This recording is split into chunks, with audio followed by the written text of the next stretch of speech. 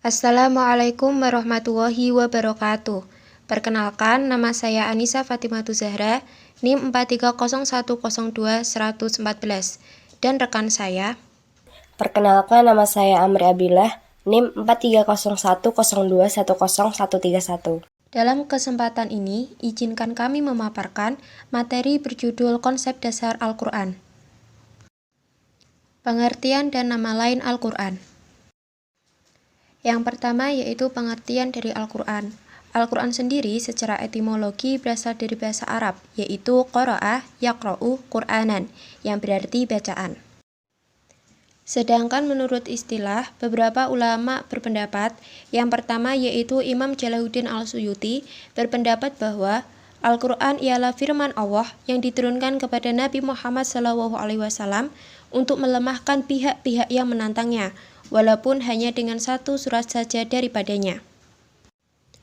Lalu yang kedua yaitu Muhammad Ali Al-Sabuni menjelaskan bahwa Al-Quran adalah kalam Allah yang tiada tandingannya, diturunkan kepada Nabi Muhammad SAW, penutup para nabi dan rasul, dengan perantara malaikat Jibril, dan ditulis pada mushaf-mushaf yang kemudian disampaikan kepada kita secara mutawatir, serta membaca dan mempelajarinya merupakan suatu ibadah yang dimulai dengan surat Al-Fatihah dan ditutup dengan surat An-Nas.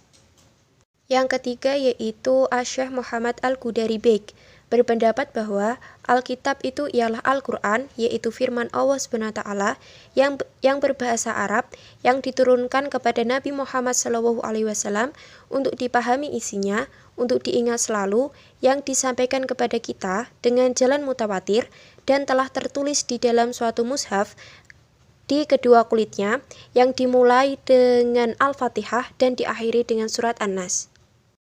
Sehingga berdasarkan beberapa pendapat ulama yang telah saya sampaikan, dapat disimpulkan bahwa Al-Quran ialah firman Allah yang diturunkan kepada Nabi Muhammad SAW dengan perantara malaikat Jibril untuk melemahkan pihak-pihak yang menantangnya, yang ditulis pada mushaf-mushaf yang kemudian disampaikan kepada kita secara mutawatir, serta membaca dan mempelajarinya merupakan ibadah yang dimulai dengan surat Al-Fatihah dan diakhiri dengan surat An-Nas. Selanjutnya adalah nama lain dari Al-Quran. Beberapa nama lain dari Al-Quran yang sangat populer di kalangan umat Islam, yaitu yang pertama ada Alkitab. Alkitab berarti tertulis atau yang ditulis. Lalu kemudian Al-Furqan yang berarti memisahkan atau membedakan. Lalu ada Al-Dzikr yang berarti peringatan. Dan kemudian ada Al-Tanzil yang berarti diturunkan. Lalu kemudian ada Ar-Ruh yang berarti jiwa. Kemudian ada Al-Balaghah yang berarti penyampaian atau kabar, lalu ada Al-Basyair yang berarti pedoman, kemudian ada Al-Bayan yang berarti penerangan, dan ada An-Nur yang berarti pelita, lalu ada Al-Huda yang berarti petunjuk. Fungsi Al-Quran. Dari segi isi substansinya, Al-Quran memiliki beberapa fungsi, yaitu qiraah, bacaan. Al-Quran berasal dari qara'a yaqra'u, artinya membaca. Seperti yang kita tahu bersama, wahyu yang pertama kali diturunkan oleh Allah Subhanahu wa Ta'ala ada di dalam Al-Quran surat ke-96 ayat pertama, yaitu Iqra. Man qara'a harfan min kitabillahi falahu bi hasanah wal hasanatu bi asyri amthaliha la aqulu alif lam mim harfun walakin alif harfun walam harfun wa mim harfun, yang artinya, barang siapa membaca satu huruf dari kitabullah, dia mendapatkan satu kebaikan, dan satu kebaikan dilipat gandakan menjadi 10 kebaikan. Tidaklah aku mengatakan alif lam mim satu huruf, akan tetapi alif satu huruf, lam satu huruf, dan mim satu huruf. Hadis riwayat At-Tirmidzi. Al-Quran juga berfungsi sebagai petunjuk. Di awal surah Al-Baqarah, Allah Ta'ala menyebut Al-Quran sebagai petunjuk bagi orang yang bertakwa. Sedangkan di pertengahannya disebutkan sebagai petunjuk bagi manusia. Dan ini sifatnya umum, baik yang bertakwa maupun yang tidak bertakwa.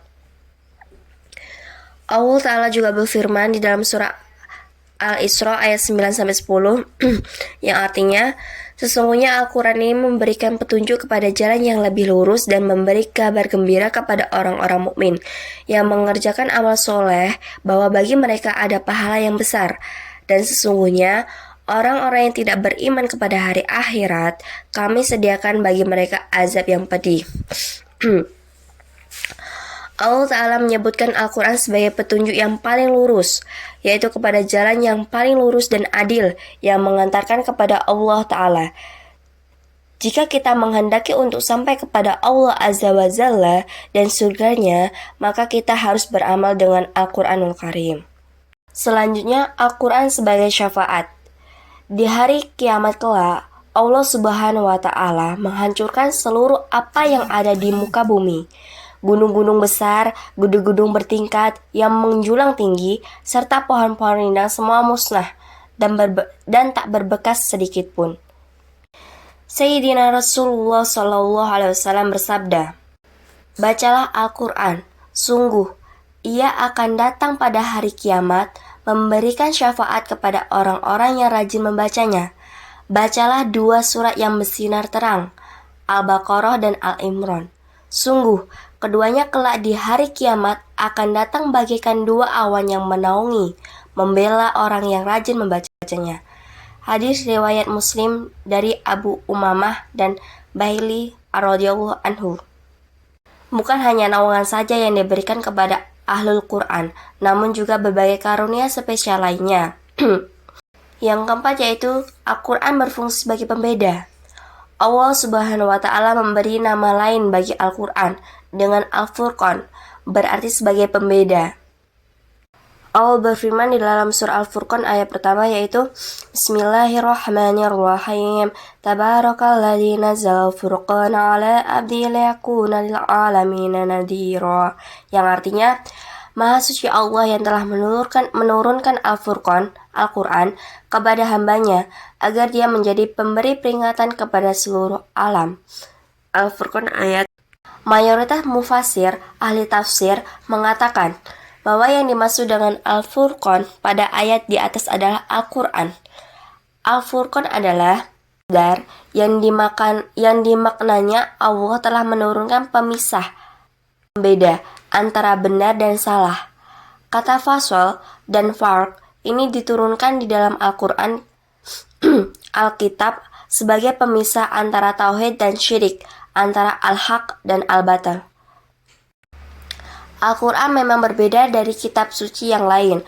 Al-Quran merupakan kitab suci yang paling banyak dibaca oleh manusia. Al-Quran juga kitab suci yang paling banyak dihafal oleh manusia. Yang terakhir yaitu Al-Quran sebagai obat, syifa. Dan kami turunkan dari Al-Quran sesuatu yang menjadi penawar dan rahmat bagi orang yang beriman. Sedangkan bagi orang yang zalim, Al-Quran itu hanya akan menambah kerugian.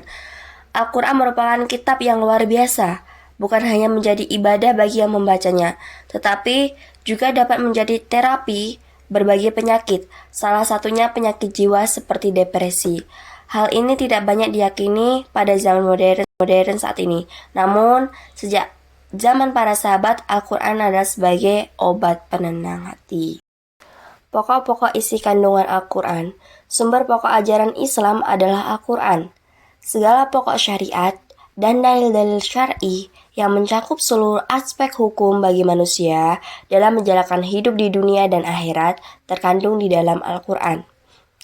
Adapun pokok-pokok ajaran yang ada di dalam Al-Quran adalah sebagai berikut. 1. Sebagai akidah. Akidah dari segi bahasa etimologis berasal dari bahasa Arab, yaitu aqodah yang bermakna ikatan atau menyimpulkan sesuatu. Di antaranya juga mempunyai arti al-yakin, suatu keyakinan, dan al-jazmu, penetapan. Sumber akidah Islam adalah Al-Quran dan As-Sunnah. Artinya, apa saja yang disampaikan oleh Allah Subhanahu wa Ta'ala di dalam Al-Quran dan Rasulullah dalam sunnahnya wajib diimani dan diyakini dan diamalkan. Ada beberapa dalil tentang akidah, yaitu dalil akli dan dalil nakli. Yang pertama yaitu dalil akli. Dalil akli. Dalil akli ini dapat diterima apabila hasil keputusannya dipandang masuk akal dan atau logis sesuai dengan perasaan.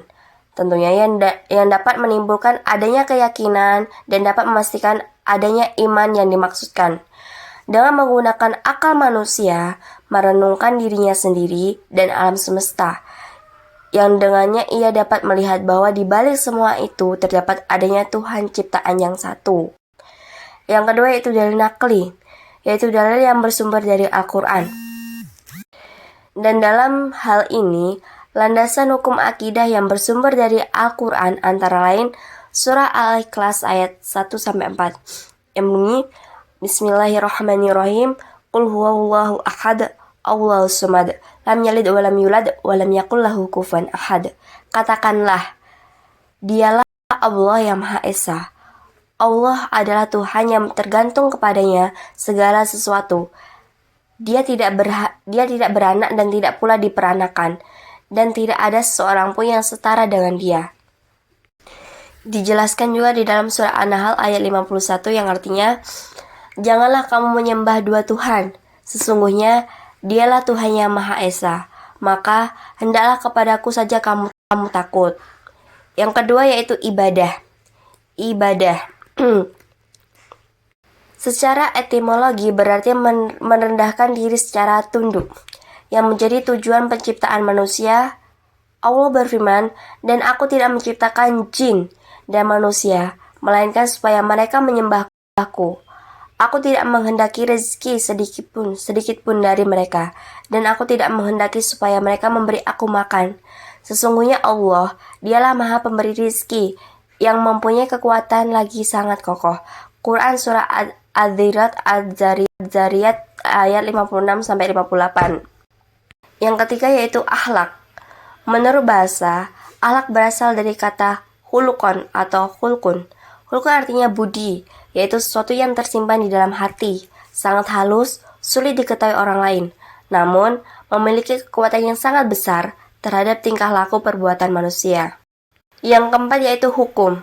Secara garis besar, hukum yang diperbincangkan dalam Al-Quran meliputi dua hal, yaitu ibadah dan muamalah. Ibadah meliputi sholat, puasa, zakat, dan haji. Dan muamalah meliputi hukum keluarga, jinayah, politik, dan ekonomi. Beberapa contoh ayat-ayat Al-Quran yang mengatur tentang ketentuan hukum-hukum tersebut antara lain terdapat di dalam Quran surah An-Nisa ayat 105 yang artinya, sesungguhnya kami telah menurunkan kitab kepadamu dengan membawa kebenaran, supaya kamu mengadili antara manusia dengan apa yang telah Allah wahyukan kepadamu. Dan janganlah kamu menjadi penantang orang yang tidak bersalah, karena membela orang-orang yang khianat. Quran surah An-Nisa ayat 105. Yang kelima yaitu dasar-dasar ilmu pengetahuan, sains. Ilmu pengetahuan adalah merupakan salah satu isi pokok kandungan kitab suci Al-Quran. Bahkan yang kata ilm itu sendiri disebut dalam Al-Quran sebanyak 105 kali. Tetapi dengan kata jadiannya ia disebut lebih dari 744 kali.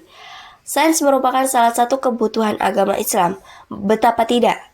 Setiap kali umat Islam ingin melaksanakan ibadah, selalu memerlukan penentuan waktu dan tempat yang tepat. Umpamanya, melaksanakan sholat, menentukan awal bulan Ramadan, melaksanakan haji. Semuanya punya waktu-waktu tertentu, dan untuk menentukan waktu yang tepat diperlukan ilmu astronomi. Maka, dalam Islam, pada abad pertengahan dikenal istilah sains mengenai waktu-waktu tertentu. Sains dan ilmu pengetahuan dalam Al-Quran manusia hanya tinggal menggali, mengembangkan konsep dan teori yang sudah ada. Yang keenam yaitu sejarah.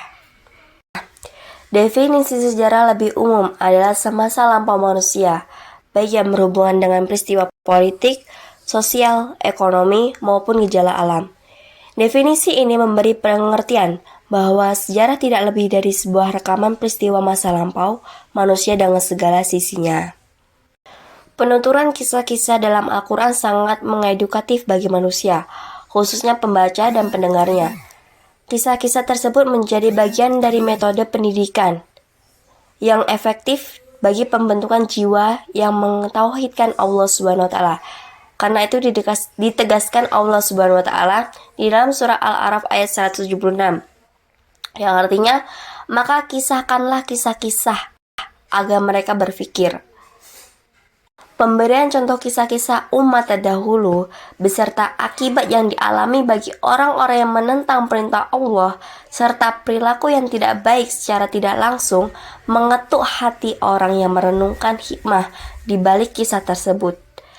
Kisah menjadi sarana yang lembut untuk merubah kesalahan dan kekufuran suatu komunitas masyarakat dengan tidak secara langsung menyalahkan atau menggurui mereka. Ayat-ayat tentang kisah dan sejarah dalam Al-Quran terdapat dalam Quran Surah At-Taha ayat 99 yang artinya, demikianlah kami kisahkan kepadamu Muhammad sebagai kisah umat yang telah lalu, dan sungguh telah kami berikan kepadamu suatu peringatan di dalam Al-Quran dari sisi kami.